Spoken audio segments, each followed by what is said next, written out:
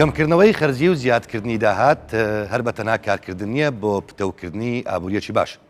بەڵکو لە پەنایدا گرنگیدانە بە سێکتەرە جیاوازەکان، ئەو سێکتەرانەی کە دەکرێت ببنە سێکتەری داهات بۆ هەرێمی کوردستان. بۆ نمونە یەکێک لەو سێکتەرانەی کە پێویست بوو بایەخی زۆری پێ بدرێت سێکتەری گەشت و گوزار بوو، بە شێوەیەک هەم لە کارنامەی کابینەی نوێمی حکوومەتی هەرێمی کوردستان هەمیش لە پلانەکانی وەبەرهێناندا بەهێزترکردنی ژێرخانەی گەشت و گوزار و کاری جددیان بۆ کرا بۆ ئەوەی بتوانێت لە پاڵ سێکتەرەکانی کشت و کاڵ و پیشەسازی وەکو سەرچاوەیەکی دیکەی داهات ببێتە کەرتێکی کاریگەر. ئەمە جگەلەوەی گرنگیدان بە سێکتەری گەشت و گوزار گرنگیدانە بە مێژوو بە کەلتور. هەر ئەمە شەوای کردووە پلانی بۆ ئەوەدا بندرێت یان پلان بۆ ئەودا بندرێت کە چۆن بتواندرێت زۆرترین گەشتیار ڕوو لە شوێنە گەشتیاریەکان بکەن. بەخێر بێن بۆ بەرنامەی هەنگاوی.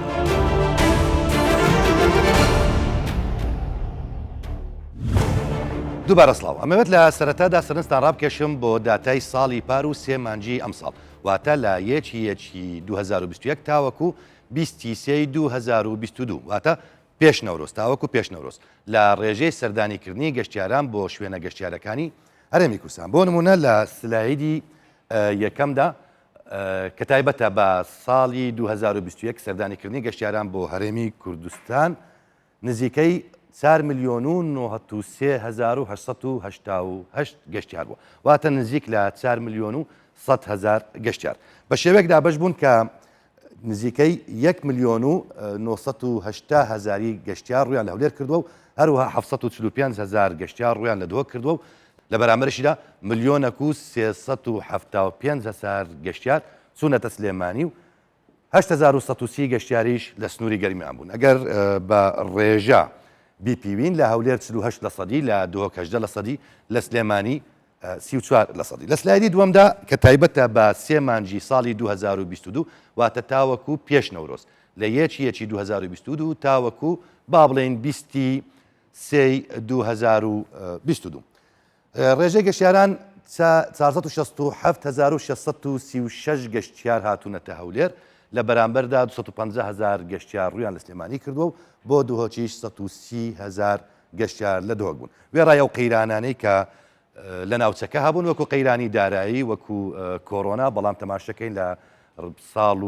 سێ مانجی ڕابردوو ڕێژەی گەشتیاران بۆ هەرێمی کوردستان بۆ شوێنە گەشتیارەکان زۆر بوو. ئەمەوێت زیاتر گفتوگۆ لەسەر گەشت و گوزار و پلان و چاکسازەکانیان بکەنەوەیش بە میوانداری بەڕێز سیروان تۆفیق بەڕێوەبەری بە بازارکردنی گەشت و گوزار لە دەستەی گەشت و گوزار. کاک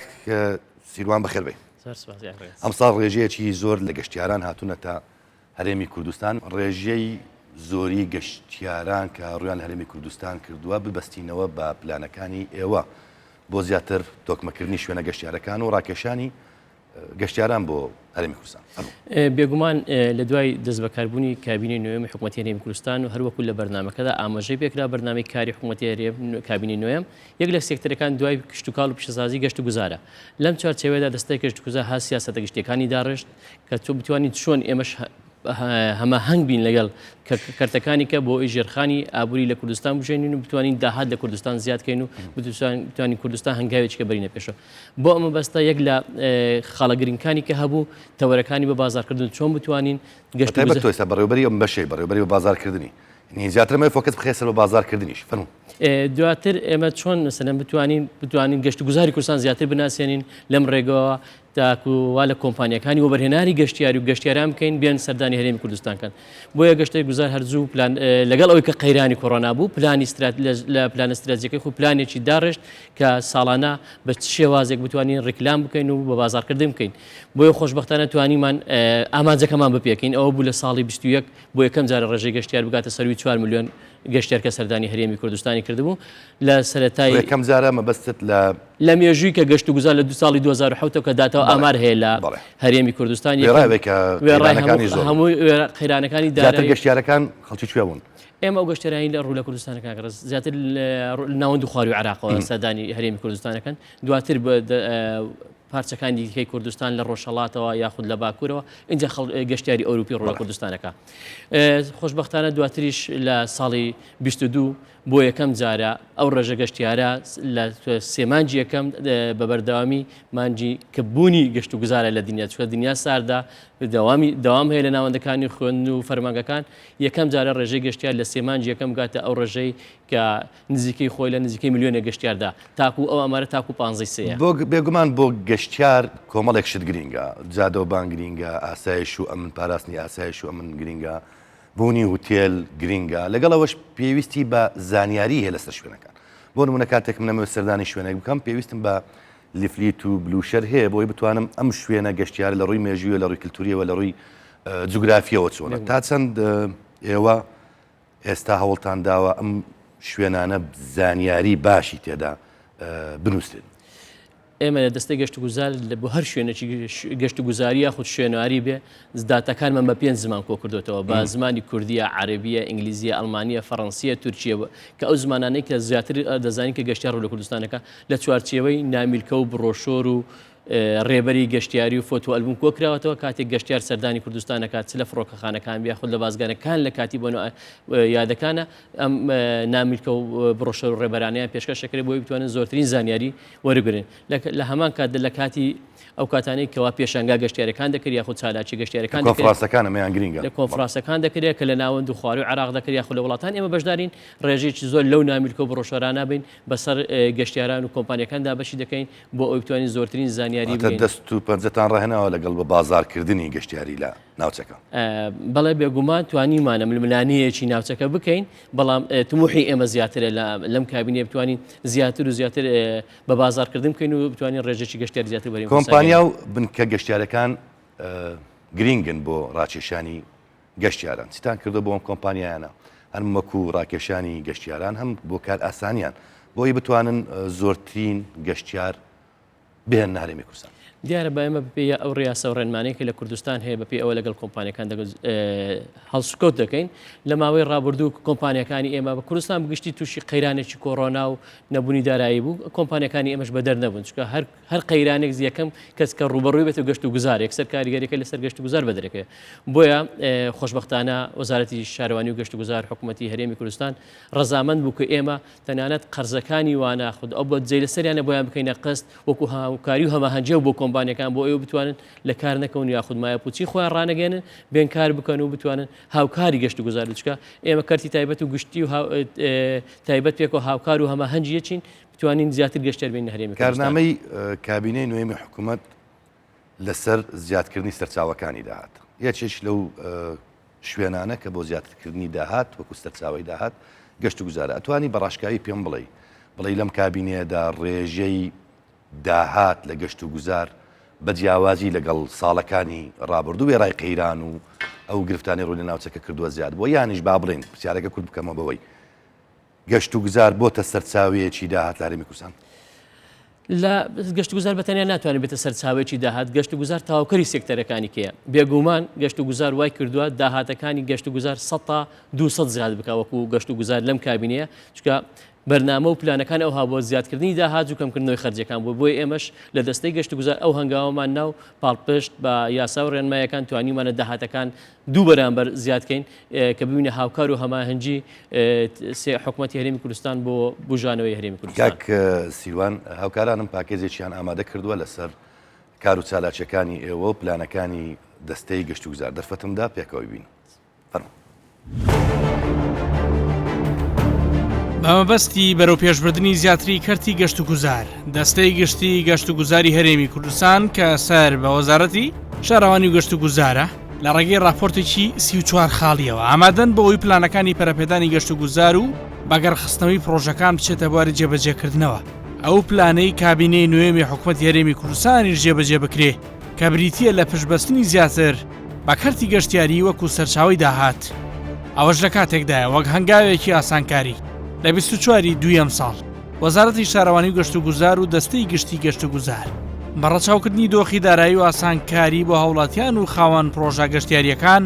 پاڵپشت بە بڕیارێکی ئەنجومەنی وەزیران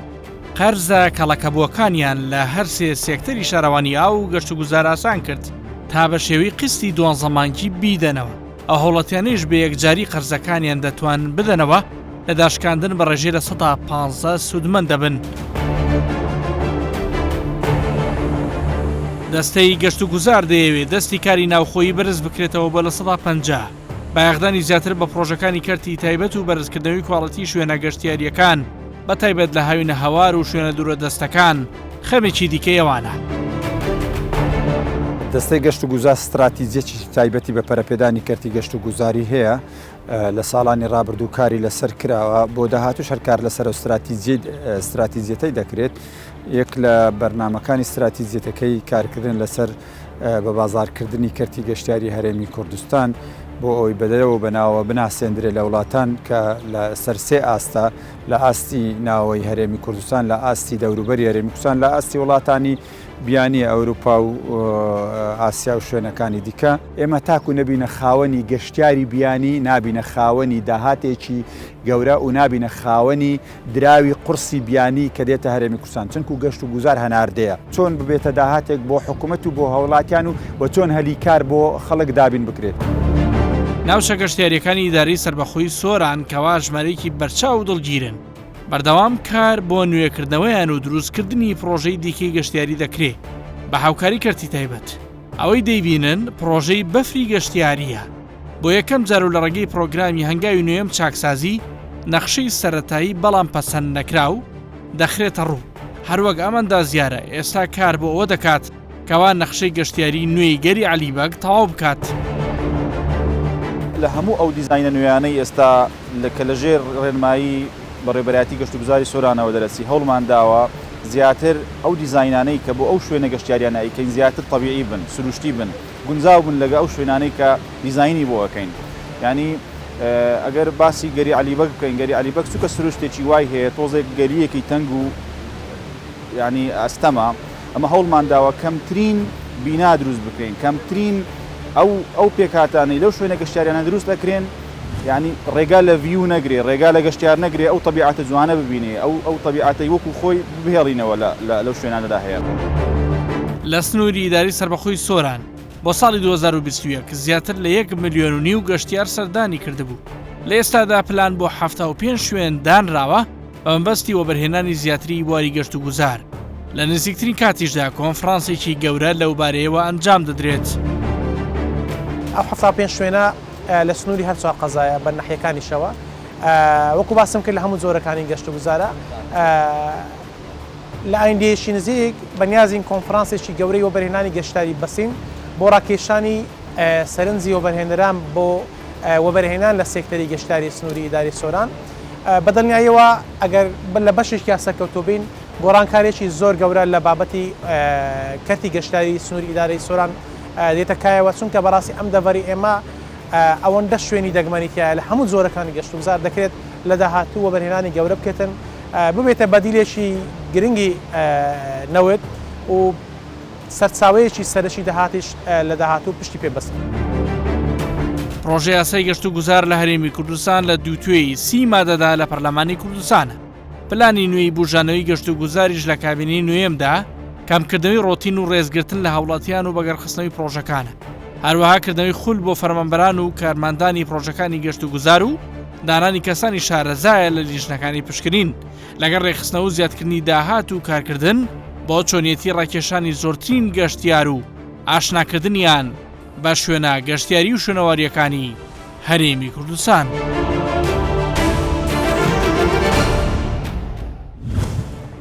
زۆر باشە کاک سیروان، ئەوەی لەو راپۆرتەدا سەرنج ڕاکێشان پرسی سروش لەلایەک پرسی نۆژەنکردنەوەش بوو کە بەشێکە لە پرسیاری من. پاراست نیست توش لە کاتێکدا کە تو نەخشە ڕێگایەک یان پلانێک دادنەی یان نەخشەیەک دادنەی بۆ شوێنێک پێویستە سروشتەکە وەکو خۆی پارێزێت، کاریگەری نەخاتە سەر سروشتە. لایەکی تریش بۆ نۆژەنکردنەوەی شوێنە گەشتیارەکان بە تایبەت هەندێک شوێنەوار هەیە با بڵێن، تا چەند تیمی باش مەوجودە، تا چەند لە ڕێگەی ڕێنمایی باش بەرامبەر بە خەڵکی پسپۆرەوە ئەم کارن ئەنجام دەدەن. بێگومان ئێمە ئەو ڕێنمانەی هەیە کە لە دەستەی گەشت گوزارە بۆ نوێژنکردنەوە شوێنە گەشتیارەکان بێ یاخود دروستکردن یەکەم ش دەبێت ڕەچاوی بارودۆخی شوێنەکە و ژینگەی کوردستان بکرێت تێکنەدانی ئەو سروشتەی کە هەیە ئەوەی کە لەو دیبێتە دیتمان چ بۆ گەلی بێت لە بێ خاڵشکە لە ماوەی ڕابردوو ئەنجام درراوە نەشێواندنی سیمای شوێنەکەی و پاراستنی ژینگە و دار و درەختی ناوچەبوون تاوەکو ئێستا تا ئێستا خۆشببختانە لەوە سەرکەوتوو بووین ئەوە بۆ ناوچە شوێنەوارەکانی هەمان شوێنە تیمی پسپۆر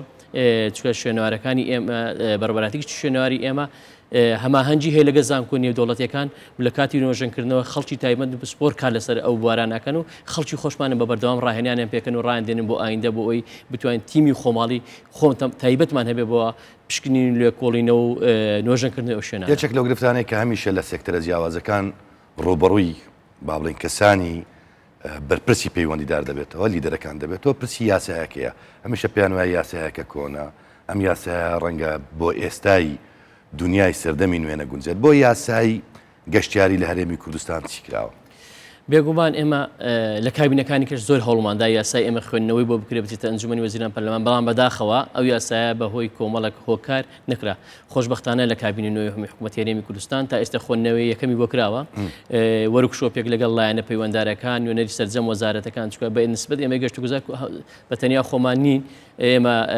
ڕەبتێکمان هەیە لەگە وەزارەتی کشتتوکال لەگە وەزارەتی ئاودانکردنەوە لەگە وەزارەتی دارایی ئەو قاف هەموو ئەمانە پێکەوە تەواوکەری وەرکشۆپێکمان لەسەر ئەو ئاستە لەسەر هەموو ڕاوێژکارەکان کە نوێنەری داد و داواکاری گشتی و دواتیش ڕەوانەی پەرلەمان کرا ئێستا خوێندنەوە یەکەمی بۆ کراوە لە ماوەی ڕابردوو دووجار لەگە دەستەی گەشت و گوزار و وەزارەتی شارەوانی گەشت و گوزار بە وجودی بەڕێز وەزیری شارەوانی گەشت و گوزار سەرۆشی دەستە و لایەنە پسپۆڕەکان کۆبوونەوە ئەنجام درراوە لە ئایندێکی نزیکدا خوێندنەوەی کۆتایی بۆ دەکرێت و گەشت و گوزار دەبێتە خاوەن یاسایەکی تایبەت بە خۆچکە تا ئێستەمە یاسایەکی تایبەت بە خۆمان نییە کار لەسەر یاسا بەرکارەکانەکەن کە لە حکوومەتی هەرێمی کوردستان هەیە زۆر باش بۆ قسەکردنی زیاتر لەسەر گەشت و گوزار بێگومان ئەمە پێویستمان بە شتێکی تر هەیە ویشۆ بەرهێنانە ئەمەوێت هەندێک زانیاری وەربگرم بۆ ئەم پرسات چونکە دەستەوە بەرهێنانی حکوومەتی هەرێمی کوردستان لە چوارچێوەی پلانەکانی و بەرهێنان لە هەرێمی کوردستان بایەخی بە چەندین سێکتەرداوە بۆ ئەمە بەستا پێم باشە ڕاستەوخۆ بچپە لای دەستەی و بەرهێنان بە میوانداری دکتۆر هەڤاڵ سەدیق بەڕێوەبەری هەڵسەنگاندن و مۆڵەتدان لە دەستەی و بەرهێنان کاک هەڤاڵ بەخێر بێی ئەمەوێت لێت بپرسم لە چوارچێوەی پلانەکانی دەستەی و بەرهێنان پرۆژە گەشتیارەکان چۆن گرنگجی پێدراوە و هەنگاوەکانتان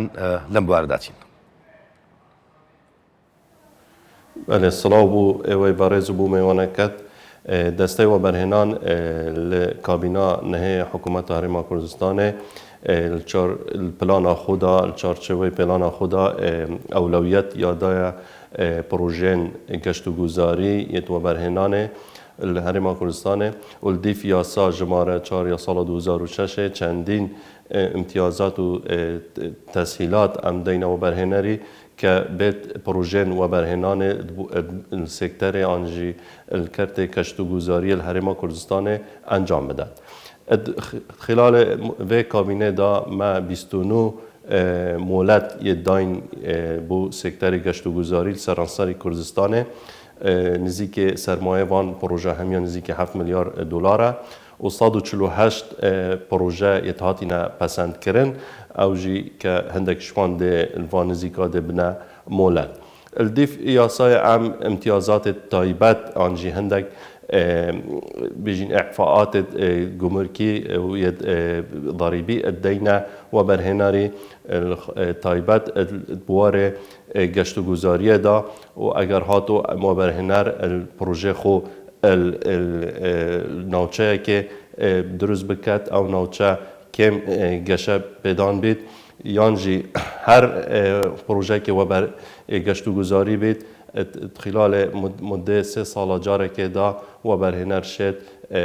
کلو پلت خویت بدوی نوی کتابه و دروی ولاتی بینی تا کردستانه و عمد اعفاءات گمرکی الدینه و الدیف پلان آمده ما